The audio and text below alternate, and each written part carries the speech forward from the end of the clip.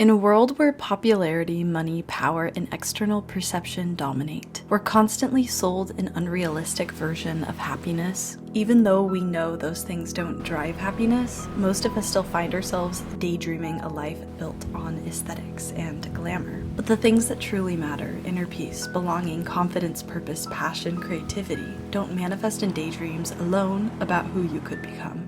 The fulfillment manifests when you participate in the life you already have. The mind is the main driver. Resources, circumstances, other people, they may ride in the passenger seat, but they are not steering. If you want to stop daydreaming and start living, it begins with how you think.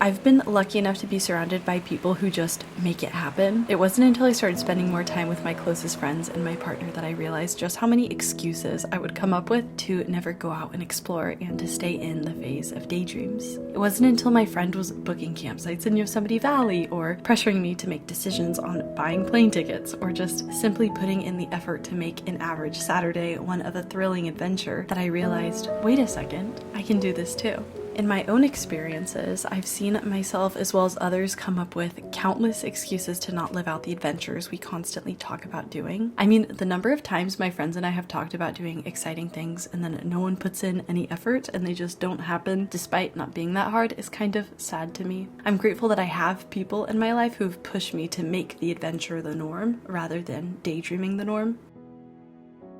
Of course, there are limitations to traveling or adventuring, but I also think that part of the fun, for me at least, is working out the logistics so that we can make things work for our specific situations. I'm not saying this is what works for everyone, because money can be a genuine hindrance to doing the things we want to do. However, to make these adventures possible, we need to get creative with the resources we have, and that includes the ways we spend our money. Another hindrance could be a lack of time. I used to avoid micro-adventures because I wanted to use my weekends to recharge, and I thought that staying home would give me the energy and motivation to live my life more fully. Maybe this works for some people, but it didn't for me, and I know it doesn't for some people watching this video, maybe even you. It's putting in the effort to make the most of weekends, going out of my way to see new places wherever I can, exercising, going on hikes, putting extra effort into hangouts with friends or family that I realized what I put into something is what I get out of it. Acquiring motivation and fulfillment takes effort. Living an extraordinary life takes effort and time.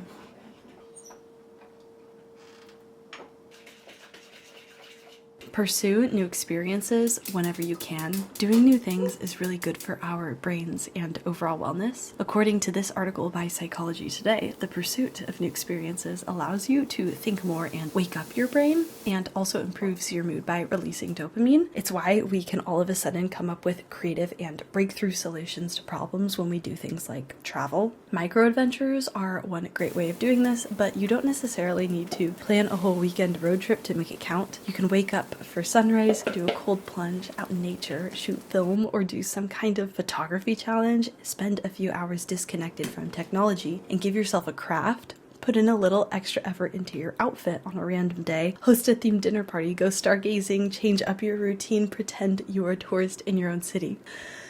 Do something that makes you see the world with new eyes, and many times it changes the way you view your life.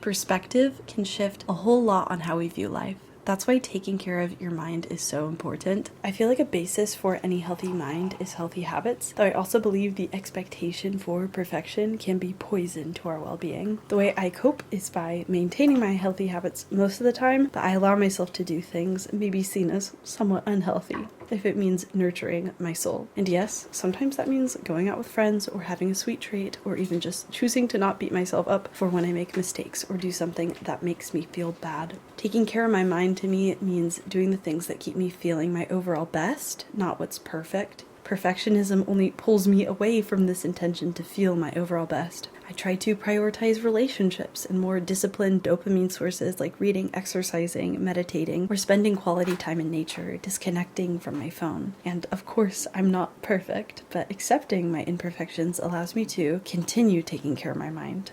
life isn't perfect, so take care of your mind in the way that genuinely makes you feel your best. Choose genuine love for yourself as often as possible, however that may look. In conclusion, in my opinion, to sum everything up, I think an extraordinary life begins with love.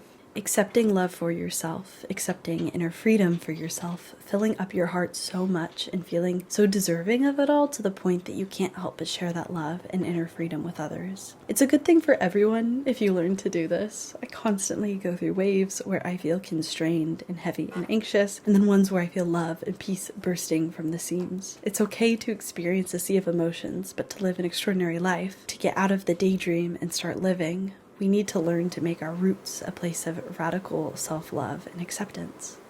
Thank you for watching, and I will see you in the next one.